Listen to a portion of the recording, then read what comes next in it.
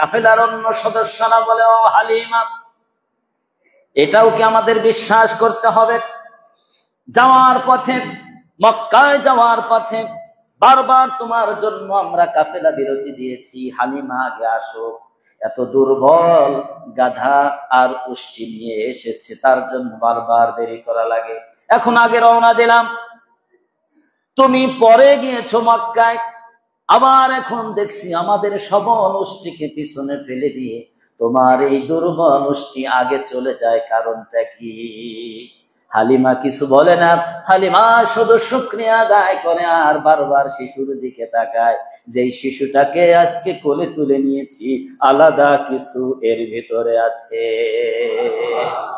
বাড়িতে চলে গেল, যেই সকল হয়ে গেছে, বাড়ির আশপাশে যেই গাছগুলো ছিল কোনো পাতা ছিল না, ফল ছিল না, বাড়িতে যাওয়ার সাথে সাথে এই গাছগুলো সুন্দর পল্লবী সবুজ পাতায় ভরপুর হয়ে গেল। ফলদার গাছগুলো থেকে ফল বের হয়ে গেল। আহা, রহমাতের যখন পেটলেন, নবীও মা হালিমার দিকে তাকায়, মা হালিমাও নবীর দিকে তাকায়। দৃষ্টিতে এমন এক ঐশ্বর্গিক বেহেশতীয় জান্নাতি প্রেমে মা হালিমা আটকা পড়ে গেছে নবী মুহাম্মদের চাহনিতে। সুবহানাল্লাহ। বাহিরে এসে বললেন, স্বামী হে, সবাই ধনাঢ্য পরিবার থেকে শিশুগুলো নিয়ে চলে গিয়েছে, কেউ তো নাই, কিন্তু আমি এই ঘরের ভিতরে যে শিশুকে দেখলাম, ওকে রেখে আমি আর এক কদমও যেতে পারছি না। ওর ভালোবাসায় পড়ে গিয়েছি, কি এক নজরে আমার দিকে তাকিয়ে আছে। স্বামী বললেন, যাও, একেবারে খালি হাতে যাওয়ার চেয়ে এতিম শিশুটাকে নিয়ে যাও। এতিম শিশুকে কোলে তুললেন, এক জান্নাতি সুখ, শান্তি, প্রশান্তি দিয়ে আল্লাহ পাক তার হৃদয়টাকে শীতল করে দিলেন। কোলে নেওয়ার সাথে সাথেই বুঝেছিলেন এটা সাধারণ কোনো শিশু নয়, এমন এক শিশুকে আমি কোলে নিয়েছি, অন্য সব শিশু থেকে। যখন নবী মুহাম্মদকে নিয়ে রওনা দিলেন, অনেক আগেই অন্য কাফেলার শিশু নিয়ে যারা এগিয়ে চলে গিয়েছে, পরে মা হালিমা এই শিশুকে নিয়ে রওনা দিলেন। এই দুর্বল, এই উষ্টি, এই গাধা ওই কাফেলাকে পিছনে ফেলে দিয়ে এগিয়ে চলে যায় সামনে। কাঁদলে মুক্তা ঝরে, ও দয়াল আল্লাহ যার সহায় তার কিসের ভাবনা, আল্লাহ যার সহায় তার কিসের ভাবনা, হৃদয় মাঝে কাবা নয়নে মদিনা, আমার হৃদয় মাঝে কাবা নয়নে মদিনা, দে দে পাল তুলে দে, মাঝি হেলা করিস না, পাল তুলে দে, মাঝি হেলা করিস না, ছেড়ে দে নৌকায় আমি যাবো মদিনা, ছেড়ে দে নৌকায় আমরা যাবো মদিনা। আলহামদুলিল্লাহ। ঐতিহ্যবাহী বাইতুল মারুফ জামে মসজিদে উপস্থিত সম্মানিত মসজিদ কর্তৃপক্ষ, উপস্থিত আমার প্রাণ প্রিয় কলিজার টুকরা মুসল্লি ভাইয়েরা, সবাইকে পবিত্র রবিউল আউয়াল মাসের দ্বিতীয় জুমার শুভেচ্ছা মুবারক। আসসালামু আলাইকুম ওয়া রাহমাতুল্লাহি ওয়া বারাকাতুহু। শুরুতেই সে মহান রব্বে করিমের আলিশান দরবারে অনন্ত জোদ কোটি শুকরিয়া আদায় করছে যে মহান রব্বুল ইজ্জাতুল জালাল আমাদেরকে আজকের এই পবিত্র জুমায় অসংখ্য অগণিত বান্দাদের মধ্য থেকে নির্বাচিত করে কবুল করে আমাদেরকে আগে আগে মসজিদে আসার এবং বসার সুযোগ তৌফিক এনায়েত করেছেন। আমরা সবাই মিলে সমবেত কণ্ঠে সমস্বরে সেই মহান রব্বুল আলামিনের দরবারে সিজদা অবনত চিত্তে কালিমাতুশ শুকর এবং সুজুদ পেশ করছি। সবাই বলছি আলহামদুলিল্লাহ। রব্বানা লাকাল হামদ হামদান কাসীরান طيبا مباركا فيه يا ربي لك الحمد بالإيمان ولك الحمد বিল ইসলাম ওয়া লাকাল হামদু বিল কুরআন। প্রশংসা আদায় করলাম কার? আমাদের সবটুকুন প্রশংসার মালিক কে? প্রশংসা আদায় করলে খুশি হবেন কে? সব জায়গায় নিয়ামত বাড়িয়ে দিবেন কে? আর যদি তার শুকরিয়া, তার কৃতজ্ঞতা যদি আমরা আদায় না করি, তাহলে আমাদের কাছ থেকে নিয়ামত কেড়ে নেবেন কে? কঠিন আযাবে পাকড়াও করবেন কে? এজন্য সদা সর্বদা সর্ব অবস্থায় আমরা একজন মহান মালিকের দরবারে প্রশংসা আদায় করতে চাই। আওয়াজ করে বলুন, তিনি কে? আল্লাহ তৌফিক দান করুন। সবাই বলেন আমিন। লাখ কোটি তার থেকেও আরো অনেক অনেক বেশি দরুদ ও সালাম প্রেরণ করছি মহান আল্লাহ তাআলার সৃষ্টির প্রধান আকর্ষণ, বিশ্ব সভার সভাপতি, বিশ্ব মানবতার মুক্তির দিশারি, বিশ্ব মানবতার মহান শিক্ষক, মানবতার বন্ধু, সাইয়্যিদুল মুরসালিন, খাতামুন নবিয়্যিন, আশরাফুল আম্বিয়া ওয়াল মুরসালিন, হাবিবুনা রাসূলুনা ইমামুনা কুদওয়াতুনা মুহাম্মাদুর রাসূলুল্লাহ সাল্লাল্লাহু আলাইহি ওয়াসাল্লাম। সম্মানিত হাজিরিন, মাস হচ্ছে রবিউল আউয়াল মাস।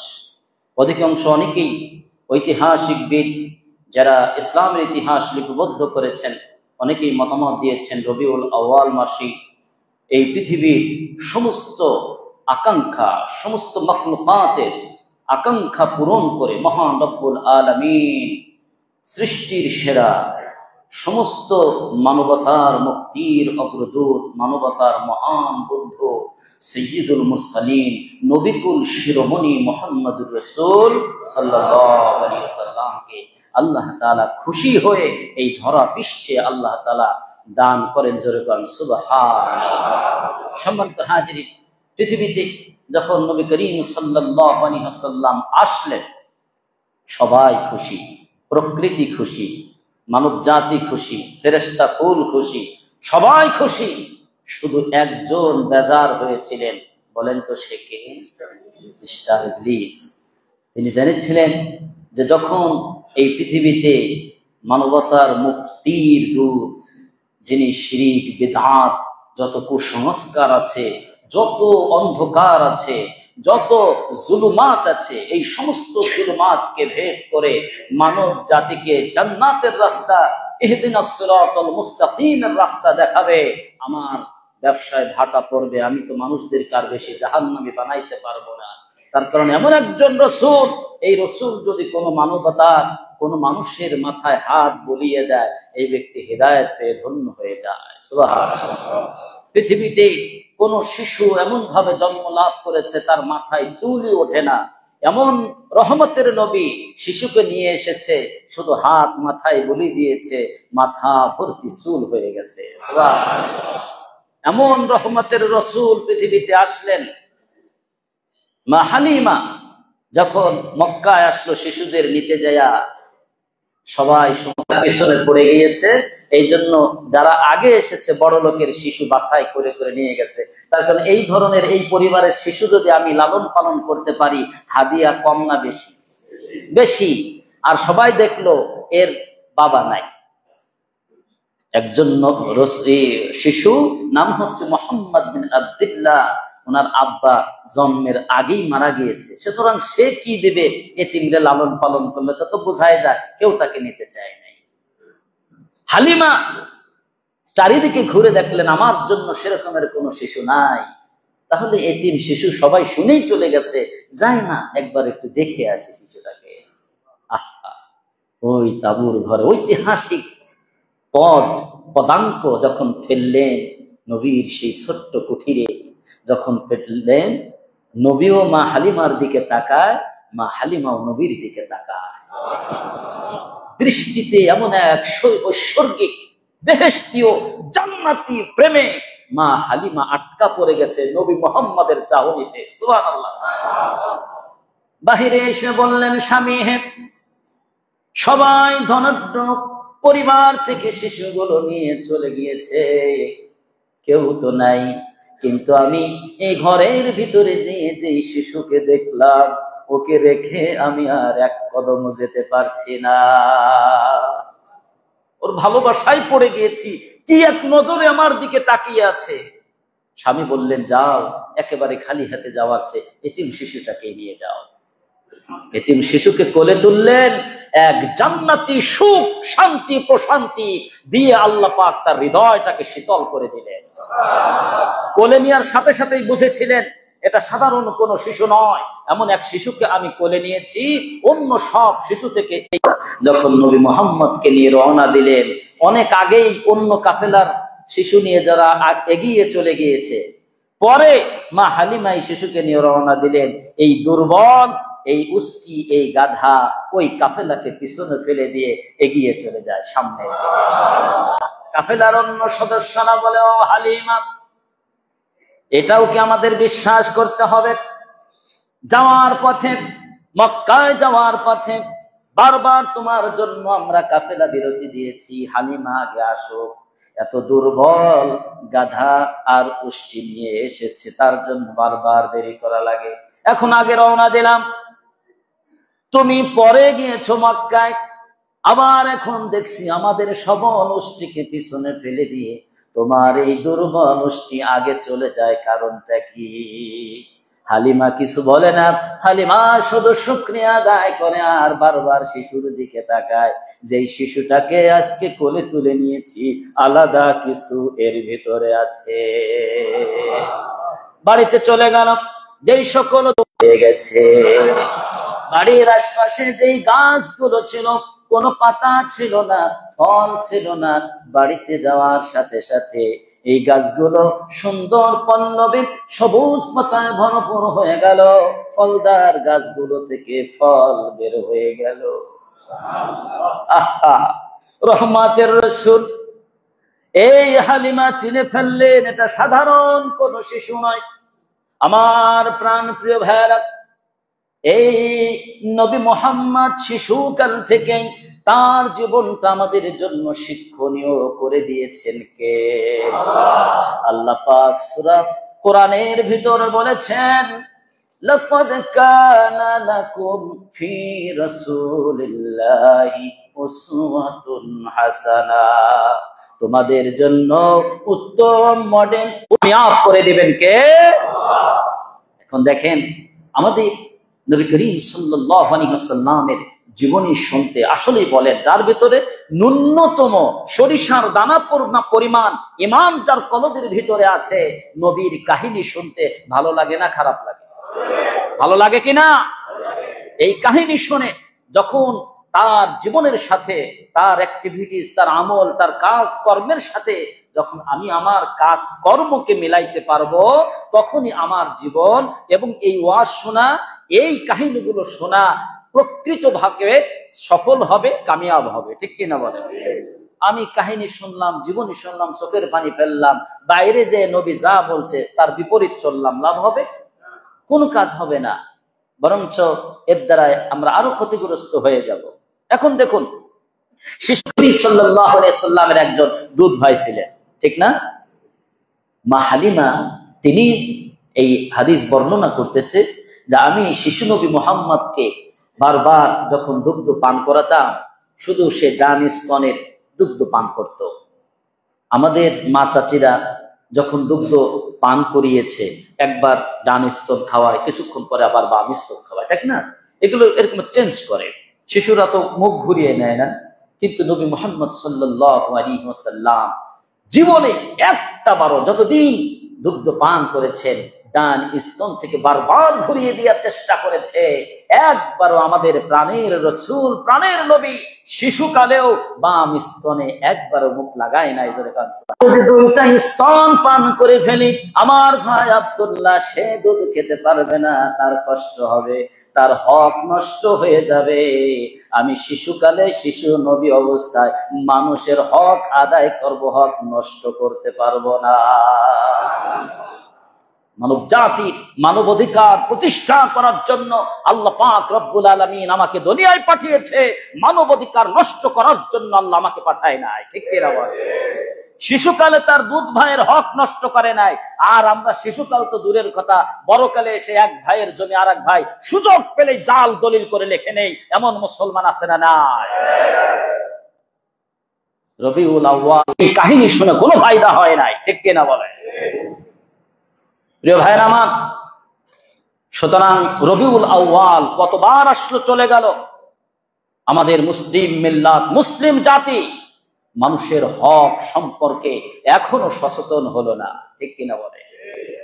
1 বিঘা জমি, মাত্র 1 বিঘা জমি জোর জবরদস্তি করে, শক্তি খাটিয়ে, পাওয়ার খাটিয়ে যদি কোনো দুর্বল কোন ব্যক্তির 1 বিঘা জমি লিখে নাও, 1 বিঘা জমি যদি জবরদখল করে নাও, কিয়ামতের কঠিন ময়দানে আমার আর তোমার প্রাণের রাসূল বলে গিয়েছেন, কিয়ামতের কঠিন ময়দান ও 1 বিঘা জমি শুধু নিচে উপরের 4 আঙ্গুল পরিমাণ নয়, 7 তবক পর্যন্ত চলে যাবে। আসমান কয়টা? 7টা আসমান। জমিন কয়টা? 7টা। এত 7 স্তর পর্যন্ত আসমান সমপরিমাণ স্তর। মাটির গভীরে যেয়ে এই 1 বিঘত পরিমাণে যত মাটি উঠবে, এই মাটি দিয়ে মালা বানিয়ে এই জবরদস্তিমূলক ভূমি দখলকারী ভূমিদস্যু তাদের গলার মালা বানিয়ে দিবে কে? আওয়াজ করে বলুন, কে? সুতরাং যারা জোর জবরদস্তি করে মানুষের জমি দখল করে, অন্যের জমি যারা ভক্ষণ করে, এদেরকে কিয়ামতের মাঠে চিনার উপায় আছে না নাই? সবাই চিনে ফেলবে। এই যে ওয়াজ শুনলেন না, এখন হাদিস শুনছেন, 7 তবক জমিন দিয়ে মাটি দিয়ে মালা বানিয়ে এই ভূমিদস্যু যারা জমি দখল করত তাদের গলায় বেরি বানিয়ে দেওয়া হবে। নাউজুবিল্লাহ। শিশু নবী মুহাম্মদুর রাসূলুল্লাহ সাল্লাল্লাহু আলাইহি ওয়াসাল্লাম তিনি শিশুকালেই মানবাধিকার প্রতিষ্ঠা করে গেছেন। সুবহানাল্লাহ। আর আমরা বড় কালেও মানবাধিকার প্রতিষ্ঠা করতে পারি না, লজ্জা আমাদের জন্য। নবীর উম্মত হতে পেরেও আমরা নবীর আখলাক, নববী চরিত্র, নববী আখলাক আমরা হৃদয়ের মধ্যে এখনো ধারণ করতে পারি নাই। আল্লাহ আমাদের তৌফিক দেয়, দান করেন যেন আমরা এই আমলগুলো নিজেদের ভিতরে সেট করতে পারি। আল্লাহ তৌফিক দিন, বলেন আমিন। আর একটু জোরে বলেন আমিন। আসুন, আমি সূরা দুহা তেলাওয়াত করেছি, কয়েকটি আয়াতের তরজমা এবং সংক্ষিপ্ত তাফসীরের দিকে আমরা যাব ইনশাআল্লাহ। পড়ুন আমার সাথে, আউযু বিল্লাহি মিনাশ শাইতানির রাজীম, বিসমিল্লাহির রাহমানির রাহিম, ওয়াদ-দুহা والليل إذا سجى ما ودعك ربك وما قلى وللآخرة خير لك من الأولى। سبحان الله أكبر। আল্লাহ তাআলা বলছেন, ওয়াদ-দুহা, কসম, দুপুরের কসম, পূর্বাহ্নের কসম, ওয়াল্লাইলি ইযা সাজা, ওই রাতের কসম যে রাত যখন গভীরতায় পৌঁছায় যায়, গভীর রজনীর কসম, দুপুর পূর্বাহ্নের কসম করে বলছি, মা ওয়াদ্দাআকা রাব্বুকা ওয়া মা ক্বালা। রাসূল হে, যতই বিপদে পড়েন না কেন, আপনার রব আপনাকে কখনো ছেড়ে দেয় নাই, আপনার প্রতি আপনার রব কখনো বিরক্ত হয় নাই। সুবহানাল্লাহ। আপনাকে কখনো আপনার রব ছেড়ে দেয় না একা একা। যতই মুসিবতে পড়েন, আপনাকে পাহারা দিয়েছেন কে? আপনারা জানেন, আল্লাহ পাক রব্বুল আলামিন আমাদেরকে সৃষ্টি করেছেন, আমাদেরকে বিপদ মুসিবত থেকে বাঁচানোর জন্য। আল্লাহকে কোনো পাহারাদার সৃষ্টি করে নাই? জোরে বলেন, করেছেন কিনা? কিরামান কাতিবিনা ইয়ালামুনা মা তাফআলুন। অন্য জায়গায় বলছেন, ওয়াল্লাহু খায়রুল হাফিজিন। যখন আল্লাহ পাক রব্বুল আলামিন মানব জাতিকে সৃষ্টি করেছেন, সর্বরকমের বিপদ মুসিবত থেকে আল্লাহ বাঁচানোর জন্য আল্লাহ তাআলা তাকে, তার পাশে আল্লাহ তাআলা ফেরেশতা বডিগার্ড হিসাবে নিযুক্ত করে দিয়েছেন। জোরে বলেন সুবহানাল্লাহ। সম্মানিত হাজিরিন, আল্লাহ রাসূল সাল্লাল্লাহু আলাইহি ওয়াসাল্লামকে বললেন, আমি আপনাকে কখনো ছেড়ে দেইনি, আপনার প্রতি আমি বিরক্তও হইনি। রাসূল করিম সাল্লাল্লাহু আলাইহি ওয়াসাল্লামকে এরপরে আল্লাহ তাআলা বলছেন, ওয়ালাল আখিরাতু খায়রুল লাকা মিনাল উলা। রাসূল, আপনার প্রথম জীবনের তুলনায় আখিরাতু খায়রুল লাকা মিনাল উলা, প্রথম জীবনের তুলনায় পরের জীবনটাকে আমি সুখ শান্তি সচ্ছলতা দিয়ে শান্তি দিয়ে আপনার জীবনটাকে আমি ভরপুর করে দিব। জোরে বলেন সুবহানাল্লাহ। রাসূল হে, পৃথিবীতে যখন রাসূল আসলেন, আমাদের দুনিয়ায় আমরা যখন আসি, দুনিয়ায় আসার পরে সব থেকে সন্তানকে কোলে তুলে নিয়ে সব থেকে বেশি খুশি হন কে? জোরে বলুন। মার পরে কে? আব্বাজান। আব্বাজান সব থেকে খুশি হন। বিশ্ব নবীকে আল্লাহ পাক রব্বুল আলামিন এমন একটা সময়, এমন একটা পরিবারে তিনি পাঠালেন, জন্ম নিলেন পৃথিবীতে, এসে দেখলেন তার আব্বাজান পৃথিবীতে আর বেঁচে নাই। পৃথিবীতে আসলেন এতিম অবস্থায়। জন্মের 6 বছরের ব্যবধানে আমাদের প্রাণের রাসূল মুহাম্মদ সাল্লাল্লাহু আলাইহি ওয়াসাল্লাম নিজের মা জননীকে হারিয়ে চিরদিনের জন্য এতিম হয়ে গেলেন। আমার প্রিয় ভাইরা, আল্লাহ পাক রব্বুল আলামিন এই সূরার পরবর্তীতে বলেছেন, আলাম ইয়াজিদকা ইয়াতীমান ফাআওয়া। রাসূল হে, আমি কি আপনাকে এতিম অবস্থায় পাই নাই? এতিম অবস্থায় পাওয়ার পরে আমি কি আপনার জন্য আবার আশ্রয়ের ব্যবস্থা করে দেইনি? আমার প্রিয় ভাইরা, যখন মা আমিনা পৃথিবীর বুক থেকে চলে গেলেন, আমার রাসূল চির এতিম হয়ে গেলেন, দেখার মতো কেউ থাকলো না। আল্লাহ পাক রব্বুল আলামিন দাদা আব্দুল মুত্তালিবকে দায়িত্ব দিলেন নবী মুহাম্মদ এতিম মুহাম্মদকে প্রতিপালন করতে লাগলেন। এর কিছুদিন পরে আব্দুল মুত্তালিব ইন্তেকাল করলেন। ইন্তেকাল করার সময় তার বয়স হলো 8 বছর। এই 8 বছরের শিশু নবীকে হাত ধরে আপন চাচা আবু তালিবের হাতে নবীকে দিয়ে গেলেন। জোরে কান সুবহানাল্লাহ। আবু তালিব নিজের সন্তান হযরত আলীকে যতটা ভালোবাসতেন, স্নেহ করতেন, মায়া করতেন, কিতাবের মধ্যে এসেছে নবী মুহাম্মদকে তার থেকেও আরো বেশি ভালোবাসতেন। আমার প্রিয় ভাইয়েরা, আল্লাহ পাক বললেন, রাসূল আপনাকে আমি এতিম অবস্থায় পেয়েছি, আবার আশ্রয়ের ব্যবস্থা আমি আল্লাহ করে দিয়েছি। জোরে কান সুবহানাল্লাহ। আমার প্রিয় ভাইয়েরা, সুতরাং আমার রাসূল জন্মের আগে এতিম হয়ে গেলেন, 6 বছর বয়সে মাকে হারালেন। এই পৃথিবীতে যদি কোনো ব্যক্তি এতিমকে ভালোবাসে, এতিমকে মায়া করে, এতিমকে মহব্বত করে, ওই ব্যক্তি যেন আমার নবীকে মহব্বত করে।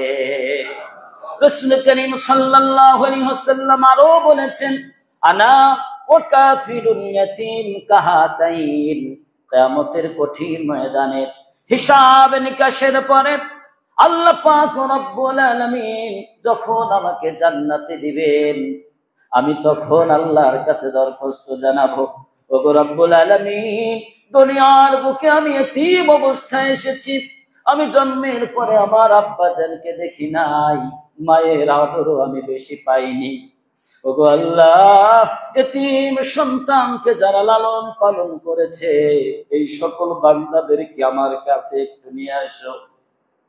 এতিমের লালন পালনকারী আর আমি রাসূল, আমাকে যেই সর্বোচ্চ জান্নাত তুমি দান করবা গো আল্লাহ, দুনিয়ার বুকে যারা এতিমকে লালন পালন করেছে, আমি এবং সেই এতিমের লালন পালনকারী জান্নাতে পাশাপাশি এক জায়গায় থাকতে চাই। আমার প্রিয় ভাইরা, বিশ্ব নবী মুহাম্মদুর রাসূলুল্লাহ সাল্লাল্লাহু আলাইহি ওয়াসাল্লাম একদিন ঈদের সময়, ঈদের দিন, আজ থেকে নবী মুহাম্মদ যদি তোমার পিতার দায়িত্ব নিয়ে নেয়, আর আমার স্ত্রী আয়েশা যদি তোমার মায়ের দায়িত্ব নিয়ে নেয়, তুমি খুশি হবা। এতিম বলে দুনিয়াতে আমার মতো খুশি আর কেউ হবে না। প্রিয় ভাইরা আমার, এই জন্য এই পৃথিবীর বুকে নবী করিম সাল্লাল্লাহু আলাইহি ওয়াসাল্লামকে সব থেকে বেশি অনুসরণ করে আলেম উলামা। আমরা আপাত দৃষ্টিতে যাই বলি না কেন, এই বাংলাদেশে দেখেন হাজার হাজার এতিমখানা খুলে দিয়ে বাংলাদেশের আলেম উলামা প্রায় লক্ষ লক্ষ এতিমের প্রতিপালনের দায়িত্ব নিয়েছে। ঠিক কিনা বলেন? কিন্তু আপনাদের সহযোগিতাও সেখানে আছে। এতিমখানায় আপনারা এতিমের লালন পালনের জন্য যে দান করেন, আল্লাহ পাক কিয়ামতের কঠিন ময়দানে এতিমের লালন পালনকারী হিসাবে নবীর সাথে যদি সাক্ষাৎ করিয়ে দেয়, এর থেকে খুশ নসিব আর কিছুই হতে পারে না। ঠিক কিনা বলে? প্রিয় ভাইরা আমার, সুতরাং যদি কোনো এতিমকে পেয়ে যান, একবার কোনো এতিমকে যদি পেয়ে যান, ইনশাআল্লাহ এতিমের মাথায় হাত বুলিয়ে দিবেন। এতিমের মাথায় কি বুলিয়ে দিতে হবে? হাত বুলিয়ে দিতে হবে। এতিমের পাশে দাঁড়াবেন, এতিমকে একবেলা ভালো খাবার দেন, এতিমকে নতুন পোশাক কিনে দেন। আপনার প্রতি আল্লাহ খুশি হবে আর মদিনার রাসূল খুশি হয়ে যাবে। সুবহানাল্লাহ। কত জায়গায় কত টাকা পয়সা খরচ করি, কিন্তু এতিমের লালন পালন করার দরকার আছে না? নাই।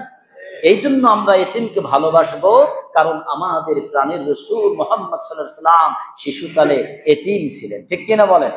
এতিম ছিলেন। আমার প্রিয় ভাইয়েরা, আল্লাহ পাক রব্বুল আলামিন বলছেন, ওয়ালাল আখিরাতু খায়রুল লাকা মিনাল উলা।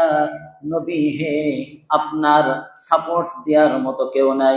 40 বছরে নবী মুহাম্মদ সাল্লাল্লাহু আলাইহি ওয়াসাল্লাম দিনের দাওয়াত দিয়া, অর্থাৎ নবুয়ত পেয়ে গেলেন। নবুয়ত পেয়ে গেলেন 40 বছর বয়সে নবী মুহাম্মদ সাল্লাল্লাহু আলাইহি ওয়াসাল্লাম গারে হেরায় ধ্যান করতেন। আল্লাহ পাক নবুয়ত দান করে কুরআনুল কারীমের সর্বপ্রথম সূরাতুল আ'লা 5টি আয়াত আল্লাহ নাজিল করেন। সুবহানাল্লাহ। আল্লাহ তাআলা বলেন, ইকরা বিসমি রাব্বিকাল্লাযী খলাক খলাকাল ইনসানা মিন আলাক ইকরা ওয়ারাব্বুকাল আকরামুল্লাযী আল্লামা বিল কলম আল্লামাল ইনসানা মা লাম ইয়ালাম। যেরকম আল্লাহু আকবার। কোরআনের প্রথম 5টা আয়াত, যার প্রথম শব্দ হলো ইকরা। ইকরা মানে হচ্ছে পড়ো। কারণ একজন মুসলিম হিসাবে তার প্রধান দায়িত্ব হচ্ছে তুমি কোরআনের সাথে সম্পর্ক তৈরি করো এবং কোরআন তুমি পড়ো, অধ্যয়ন করো, কোরআনের তর্জমা পড়ো। তোমার জীবনটাকে পরিবর্তন করে দিবে কে? জোরে বলুন কে? নবুয়ত পেয়ে গেলেন। নবুয়ত পাওয়ার পরে এখন নবীর কাজ কি? এই তাওহীদ, লা ইলাহা ইল্লাল্লাহ, এই মহান বাণী পৃথিবীব্যাপী ছড়িয়ে দিয়া, আনাচে কানাচে এই কালিমার দাওয়াত পৌঁছায় দেওয়ার দায়িত্ব, মহান দায়িত্ব আল্লাহ পাক তার রাসূলকে দান করলেন। সুবহানাল্লাহ। এখন প্রথমেই দান করবেন, এই দাওয়াত দিবেন কাকে? বিভিন্ন রাষ্ট্রে যে আগে দাওয়াত দিবে নাকি? কাকে দাওয়াত দিবে? আগে ঘরে দাওয়াত দিতে হবে। আগে কাকে? ঘরের ভিতরে দাওয়াত শুরু হবে। তোমার পরিবারে দাওয়াত আগে। আল্লাহ পাক রব্বুল আলামিন বললেন, রাসূল সর্বপ্রথম আপনার কাছের মানুষদেরকে দাওয়াত দেন। ওয়া আনজির আশীরাতাকাল আকরাবিন, সবথেকে কাছে যারা তোমার বসবাস করে তাকে আগে কালিমার দাওয়াত দিয়ে দাও। সুবহানাল্লাহ। আল্লাহ পাক রব্বুল আলামিন এই দাওয়াতের সমর্থনে আরো একটা আয়াত নাযিল করেন, ইয়া আইয়ুহাল্লাযীনা আমানু কু আনফুসাকুম ওয়া আহলিকুম নারা। আল্লাহু আকবার। ওহে যারা ঈমানদার, কু আনফুসাকুম, তোমরা জাহান্নামের আগুন থেকে নিজেদেরকে আগে বাঁচাও, এরপরে ওয়া আহলিকুম, তুমি তোমার পরিবারকে আগুন থেকে বাঁচাও। সুবহানাল্লাহ। রাসূল গারে হেরায় কোরআনের আয়াত পেয়ে বাড়িতে ছুটে গেলেন। বাড়িতে ছুটে যেয়ে বললেন, সাম্মিলুনি সাম্মিলুনি, খাদিজা কোথায়? আমার জ্বর এসে গেছে, তাড়াতাড়ি আমাকে কম্বল দিয়ে পেঁচিয়ে দাও। কেন রাসূল? আপনি তো প্রায় 15 বছর ধরে গারে হেরায় আছেন, আজকে হঠাৎ কেন জ্বর এসে গেল? রাসূল বললেন, খাদিজা রে, আজকে যা দেখেছি আমার জীবনে তা দেখি না। এমন একজন মানব আকৃতির, যার পা ছিল জমিনে আর তার মাথাটা আসমান পর্যন্ত চলে গিয়েছে। তাই নাকি? আমার আপন চাচাতো ভাই আছে ওয়ারাকা ইবনে নাওফেল, সে তাওরাত এবং ইনজিল কিতাবের বড় একজন আলেম, পণ্ডিত। চলেন নিয়ে যায়, তার কাছে নিয়ে গেল। যাওয়ার পরে বলছেন, দেখেন তো ভাইজান, আপনি তো সবকিছু জানেন, এলাকার যত ঝাড়ফুঁক সব আপনি করেন, এই যে আপনার বোন জামাই কি বলে? কি বলে? বলছে, এমন একজন লোক আসলো এবং আসার পরে ইকরা বিসমি রাব্বিকাল্লাযী খলাক, কোরআনের এই বাণী, ঐশী বাণী নিয়ে আমার কাছে এসেছে। ওয়ারাকা ইবনে নাওফেল, এই যে যত সিরাতের কিতাব দেখবেন, ওয়ারাকা ইবনে নাওফেল তিনি ইহুদি আলেম ছিলেন, তাওরাতের আলেম, ইনজিলের আলেম। কথাটা শোনার সময় কুজো ছিল, কুজা, পিঠ সোজা করতে পারতো না, এতটা বয়স্ক হয়ে গেছিল। যখনই এই কথাগুলো শুনছে, ফেরেশতার পরিচয় পেয়ে গেছে কুজা অবস্থায়, তারপরেও তিনি লাভ দিয়ে টান টান করে সোজা হয়ে যাওয়ার চেষ্টা করেছেন। সুবহানাল্লাহ।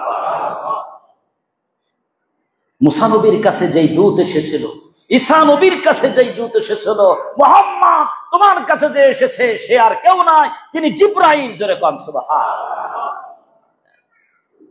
ওয়ারাকা ইবনে নাওফেল বলে, প্রস্তুত হয়ে যাও, প্রস্তুত হয়ে যাও। তার কারণ তাওরাতের কিতাব যখন দাওয়াত শুরু করলো মুসা নবী, তার উপরে অনেক কষ্ট চলে আসলো। সবাই তাকে নির্যাতন করা শুরু করেছিল। এবং যখন ঈসা নবী এই কালিমার দাওয়াত দেওয়ার গুরু দায়িত্ব পেয়ে গেলেন, সমসাময়িক মানুষেরা তাকে পছন্দ করতো না, তাকে মারতো, কষ্ট দিত, অবজ্ঞা করত।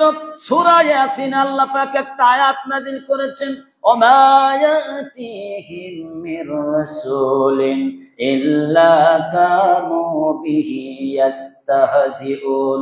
পৃথিবীতে আমি এমন কোন রাসূল পাঠাই নাই যেই রাসূলকে ওই এলাকার মানুষ অবজ্ঞা করে নাই, অবহেলা করে নাই, এমন কোন রাসূলকেই আমি পাঠাই নাই। রাসূল পাঠাইছি এলাকার বাসীকে দাওয়াত দেওয়ার জন্য, জাহান্নামের পথ থেকে জান্নাতের পথ দেখায় দেওয়ার জন্য। মানুষগুলো গ্রহণ করতে পারে নাই। প্রথমেই তাকে বিভিন্ন গালিগালাজ দিয়ে তাকে অপমানিত, লাঞ্ছিত করার চেষ্টা করেছে। 1,24,000 পয়গম্বর, সবাইকে সমসাময়িক প্রতিবেশীরা কষ্ট দিয়েছে। কথা বলেন ঠিক কিনা? আমাদের রাসূলকে কষ্ট দেয় নাই? দাওয়াত দিয়ে, জান্নাতের পথ দেখিয়ে, কাবা শরীফের দিকে যখন আল্লাহর ইবাদত করতে গিয়েছে, একজন কুজো বুড়ি, সেও সুযোগ পেয়ে পথের উপরে কাটা বিছিয়ে রেখেছে। কথা বলেন ঠিক কিনা? রাসূলকে কষ্ট দেওয়ার চেষ্টা করেছে। আমার প্রিয় ভাইরা, ওয়ারাকা ইবনে নাওফেল বললেন, তোমাকে এমন কষ্ট দিবে, তুমি তো দেশেই থাকতে পারবে না, তোমাকে দেশ ছেড়ে দিতে। নবী মুহাম্মদ বলতেছেন, এটা কি আমার বিশ্বাস করা লাগবে? যেই মক্কাবাসী আমাকে ভালোবেসে এতদিন আমাকে সাদিক বলেছে, সব থেকে সত্যবাদী বলে আমাকে উপাধি দিয়েছে, এরপরে কি বলছে? আল আমিন, আমাকে বলছে অতি বিশ্বাসী। নিজের আপন ভাইকে বিশ্বাস করা যায় না, কিন্তু চোখ বুঝে নবী মুহাম্মদকে বিশ্বাস করা যায়। সুবহানাল্লাহ। আমাকে মক্কাবাসী তাড়িয়ে দিবে, ইম্পসিবল, সম্ভব না, আমার বিশ্বাস হয় না। কিন্তু বলে, তুমি দাওয়াত শুরু করো। ইতিহাস এটাই বলে। দাওয়াত শুরু করলেন, ওয়ানদির আশীরাতাকাল আকরাবিন, তাহলে নিকট আত্মীয়দেরকে দাওয়াত দেই। নিকট আত্মীয়দের দাওয়াত দিলেন, গোপনে মা খাদিজাকে দাওয়াত দিলেন। খাদিজার কাছে দাওয়াত দেওয়ার আগেই কয়, লা ইলাহা ইল্লাল্লাহু মুহাম্মাদুর রাসূলুল্লাহ সাল্লাল্লাহু আলাইহি ওয়াসাল্লাম। আপনি দাওয়াত দিবেন, এটা আমি 15 বছর ধরে অপেক্ষা করছি যে এই দাওয়াতটা দিবেন, আর শোনার সাথে সাথে আমি কবুল করবো। পৃথিবীর ইতিহাসে সব থেকে প্রথম কালিমা পড়ে যিনি মুসলমান হয়েছেন, তিনি আর কেউ না, আমাদের মা খাদিজা। সুবহানাল্লাহ। মুহাম্মদ বললেন, ও খাদিজা রে, দাওয়াত দিতে পারলাম না, কবুল করলাম, এতটা বিশ্বস্তর কারণ কি? খাদিজা বলে, ওগো রাসূল, আমি আপনাকে বিবাহের প্রস্তাব আমি দিয়েছিলাম, কারণ আপনি যখন আমার সাথে ব্যবসা করলেন, আপনি কাফেলা নিয়ে সিরিয়ার দিক থেকে ফিরে আসতেন, মক্কার এই খাকা ঠাটা পড়া রোদ, দূর থেকে দেখতে পেতাম আমি আর আমার দাসী মাইসারা, তাকিয়ে দেখতাম আপনি যেখানে বসেন গাছের ডালপালাগুলো নত হয়ে যায়। রৌদ্রের ভিতরে আপনি এসে যান, কোন জায়গায় মেঘ নাই, আপনার মাথার উপরে একখণ্ড মেঘ সব সময় আপনাকে ছায়া দিতে থাকে। তখন থেকে বিশ্বাস করেছি আপনি সাধারণ কোন মানুষ নাই। আল্লাহ আপনাকে আমার স্বামী হিসাবে কবুল করেছেন, আমার সব সম্পত্তি আপনার হাতে দিয়ে দিয়েছি, আর অপেক্ষা করেছি কখন আমার প্রাণের স্বামী আল্লাহর রসুল হয়ে যাবে। সুবহানাল্লাহ। আমার কষ্ট হয়েছে, তারপরেও কোনো কষ্ট মনে করে নাই। আপনি গারে হেরায় ধ্যান করেছেন আল্লাহকে পাওয়ার জন্য, আল্লাহর সাথে বারবার মোলাকাত করেছেন। আমি দিনে 2 বার কিংবা মাঝে মাঝে গারে হেরার উপরে যে কষ্ট করে আমি খাবার পৌঁছিয়ে দিয়েছি, কারণ আমি জানতাম আপনি একজন আলাদা মানুষ হবে। সুবহানাল্লাহ। সুতরাং দাওয়াত দিলেন, এইটা দিন, এতদিনের অপেক্ষা আমি এটাই করেছিলাম যে আপনি অবশ্যই একজন আল্লাহর রাসূল হবেন। সুবহানাল্লাহ। কিসের অপেক্ষা? এতদিন যা দেখেছি একজন সাধারণ মানুষ এই চরিত্র প্রকাশ করতে পারে না, অবশ্যই তিনি ভিন্ন কোন মানুষ, যিনি রহমাতাল লিল আলামিন। জোরে বলেন সুবহানাল্লাহ। আমার প্রিয় ভাইয়েরা, দাওয়াত দিলেন, গোপনে দাওয়াত দিলেন কয়েকজনকে। 3 বছরে অল্প কিছু মুসলমান হলো। আবু বকর পুরুষদের মধ্যে সবার আগে মুসলমান। সুবহানাল্লাহ। কিশোরদের মধ্যে সর্বপ্রথম মুসলমান হযরত আলী ইবনে আবি তালিব কাররামাল্লাহু ওয়াজহাহু। সুবহানাল্লাহ। কিশোরদের মধ্যে সবথেকে প্রথম মুসলমান। প্রিয় ভাইরা আমার, এরপরে আল্লাহ পাক বললেন প্রকাশ্যে দাওয়াত দাও। প্রকাশ্যে দাওয়াত দেওয়ার অনুমতি পেলেন। আল্লাহ রাসূল চলে গেলেন মক্কার পাদদেশে, ওই যে পাহাড়টা রয়েছে, এই পাহাড়ে উঠে গেলেন। পাহাড়ে উঠে যাওয়ার পরে ইয়া সাফির বলে ডাক দিলেন, কিংবা অন্য এসে যে পতাকা উড়ালেন। ওই সময় সিমটম হচ্ছে এই ডাক যদি দেয় সে ব্যক্তি কোনো বিপদে পড়েছে, সাথে সাথে মক্কার সব ওখানে একত্রিত হয়ে যাবে। তাহলে সমস্ত মানুষকে একত্রিত করার সহজ পদ্ধতি এটাই। পাহাড়ে উঠে ডাক দিলেন, সব মানুষ একত্রিত হয়ে গেল। তার আপন চাচাও সেখানে রয়েছে সবাই, তার মধ্যে রয়েছে আবু লাহাব। ডাক দিয়ে বলছে, কি বলতে চাও? ডাক দিয়ে বলছে, তোমরা কি আমার কথা বিশ্বাস? অবশ্য। এতদিন যার মুখ থেকে কোনোদিন একটা মিথ্যার ম পর্যন্ত বের হয় নাই, তাকে চোখ বুঝে আমরা বিশ্বাস করি। সুবহানাল্লাহ। তিনি বলছেন, আমি যদি বলি যে এই পিছনে কোনো সৈন্যবাহিনী তোমাদেরকে গ্রাস করবে, আক্রমণ করবে, তোমরা কি বিশ্বাস করবে? অবশ্যই বিশ্বাস করি। তখন বলতেছেন, আল্লাহ পাক রব্বুল আলামিন আমাকে নবী হিসাবে কবুল করেছেন। তোমাদেরকে এই যে 360টা মূর্তি, হাজারো দেবতা, পাথর দিয়ে তৈরি, মাটি দিয়ে তৈরি, এই সকল দেবতার কাছে মাথা নত না করে এক আল্লাহর গোলামি করার জন্য, আল্লাহ পাক এই মেসেজ দেওয়ার জন্য আল্লাহ পাক আমাকে রাসূল হিসাবে কবুল করেছেন। সুবহানাল্লাহ। কুলু লা ইলাহা ইল্লাল্লাহ তুফলিহু। সবাই একযোগে মেনে নাও, লা ইলাহা ইল্লাল্লাহ, নাই কোনো ইলাহ, নাই কোনো মাবুদ, নাই কোনো হুকুমদাতা, নাই কোনো আইনদাতা, নাই কোনো রিজিক দাতা, একমাত্র কে ছাড়া? আওয়াজ করে বলুন, কে ছাড়া? আল্লাহ ছাড়া কোনো আইনদাতা নাই, হুকুমদাতা নাই, বিধানদাতা নাই, আল্লাহ ছাড়া কোনো রিজিক দাতা নাই। ঠিক কিনা বলে? এটা মেনে নাও। এবার আবু লাহাব বলল, আলিহাদা জামাআতানা, এই অনর্থক বাজে কাজের জন্য আমাদেরকে ডাকছ? কাজ আর পাওনি, আমরা ব্যস্ত না, এই সব ফালতু কাজের জন্য আমাদেরকে ডাকছ? নাউজুবিল্লাহ বলে। পাথর তুলে একটা নবী মুহাম্মাদের দিকে মেরেও দিয়েছে। নাউজুবিল্লাহ বলে।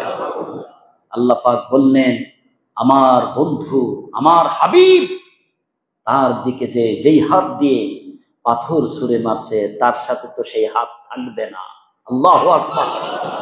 তাব্বাত ইয়াদা আবি লাহাবিন ওয়া তাব্বা মা আগনা আনহু মালুহু ওয়া মা কাসাবা সায়াসলা নারান যাতা লাহাবিন ওয়া ইমরাআতু হাম্মালাতাল হাতাব ফি জিদিহা হাবলুম মিন মাসাদ। ধ্বংস হয়ে যাক আবু লাহাবের 2 হাত। যে হাত দিয়ে নবীর দিকে আঘাতের তীর ছুঁড়েছে, পাথর ছুঁড়েছে, ওই হাত ধ্বংস হয়ে যাবে। আল্লাহু আকবার বলে। আমার প্রিয় ভাইরা, তাহলে ইসলামের সূচনা হলো কোথায়? বলুন, মক্কা নগরীতে। ইসলামের দাওয়াতের সূচনা হলো কোথায়? কিন্তু মক্কায় কি ইসলাম ইস্টাবলিশ হতে পেরেছিল? বলেন, পেরেছিল? জুলুম নির্যাতনের শিকার হয়ে রসুলকে দেশ ছেড়ে দিতে হলো। চলে গেলেন কোথায়? বলুন কোথায়? মদিনায়। মদিনায় যে ইসলাম কি প্রতিষ্ঠিত হয়ে গেল না? ইসলাম প্রতিষ্ঠিত হয়ে গেল। কিন্তু আল্লাহ পাক রব্বুল আলামিনের ইশারা, ইসলাম যেখানে সূচনা হয়েছে, আমি আল্লাহ সেই জায়গায় বিনা রক্তপাতে সেই ভূমিটা তোমার হাতে আমি তুলে দিব। জোরে বলেন সুবহানাল্লাহ।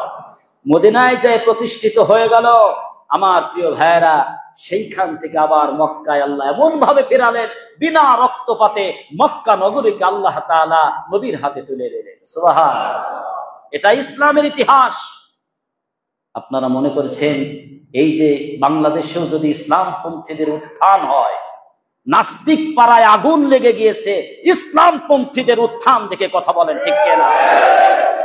কি ব্যাপার? এতদিন যাদের নাম শুনলে ঘৃণার চোটে অস্থির ঘিন ঘিন করেছি, আর আজকে তারা মেন কলিজার জায়গায় জয়লাভ করে ফেলেছে, ঠিক কিনা? তাদের কলিজায় আঘাত লেগেছে। আমরা এই মক্কা নগরীর কথাই দিয়ে মিলিয়ে দিচ্ছি। শুনে রাখো মুসলমান, মক্কা ইসলামের সূচনা হয়েছে কিন্তু এস্টাবলিশড হয় নাই। মদিনায় যে এস্টাবলিশড হয়েছে, প্রতিষ্ঠিত হয়েছে, আল্লাহ পাক রব্বুল আলামিন কয়েক বছর পরে আল্লাহ পাক বিনা রক্তপাতে মক্কা বিজয় দিয়ে ইসলামকে কবুল করেছেন। জোরে বলেন সুবহানাল্লাহ। ইসলামপন্থীদের প্রতিষ্ঠা হয়েছিল, ইসলাম সূচনা হয়েছিল। ওই যে যারা জিতলো ইসলামপন্থীরা, তারা সূচনা হয়েছিল ঢাকা বিশ্ববিদ্যালয়ের জামে মসজিদে। সুবহানাল্লাহ। মাত্র 6-7 জন তারা শুরু করেছিল, কিন্তু ওখানে তাদের নাম নিলেই কচু কাটা করে ফেলবে। তুমি ইসলাম নিয়ে রাজনীতি করবা, এই জায়গায় তোমার হবে না। একেবারে অস্থির। আব্রাহার নাম শোনেন না আপনারা? আবরার, বুয়েটের আবরার, ওকে কেন হত্যা করা হলো? কি দোষ ছিল? তখন বলল যে এর শিবির সন্দেহ করেছে। কেন? বলে 5 ওয়াক্ত নামাজ পড়ে। 5 ওয়াক্ত নামাজ পড়ে, যুবক বয়সে দাড়ি কাটে না, দাড়ি রেখে ফেলছে, আবার টাকনুর উপরে ট্রাউজার পরে, প্যান্ট পরে। সুতরাং এ তো ওই ইসলামিক দলের লোক। ওরে পিটাইয়া পিটাইয়া কিভাবে একটা নির্মম তাজা প্রাণকে কিভাবে হত্যা করে ফেলল। আমার প্রিয় ভাইয়েরা, এত জুলুম নির্যাতন, আল্লাহ পাক বললেন এখানে সূচনা, কিন্তু তোমরা তো এখানে দাঁড়াইতে পারলে না। চট্টগ্রাম, রাজশাহী, ওখানে তারা আবার ইস্টাবলিশড, ইসলামিক দলগুলো ওখানে ইস্টাবলিশ। আল্লাহ পাক রব্বুল আলামিন কিছু বছরের ব্যবধানে আবার বিনা রক্তপাতে যেখানে সূচনা, সেখানে আল্লাহ বিজয় দান করেছে। সুবহানাল্লাহ।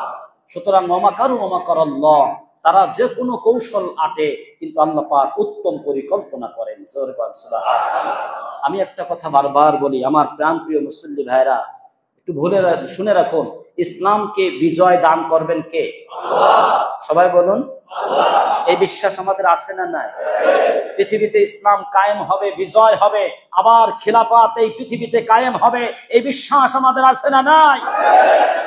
আমি যদি তার সাথে থাকি তাও কায়েম হবে, যদি আমি তার সাথে না থাকি তাও ইসলামকে কায়েম করবেন কে? আল্লাহ। সুতরাং ইসলামের বিজয়ের লগ্নে যদি আমি ইসলামের সাথে থাকি, আমার মতো খুশনসিব এবং সৌভাগ্যবান বান্দার কেউ হতে পারে না, ঠিক কিনা? এজন্য আমরা সুযোগ পেলে ইনশাআল্লাহ ইসলামের সাথেই থাকবো। আল্লাহ কবুল করুন। সবাই বললাম আলহামদুলিল্লাহি রাব্বিল আলামিন। যারা ক্বাবলাল জুম্মার সুন্নাত পড়িনি, সুন্নাত নামাজ আদায়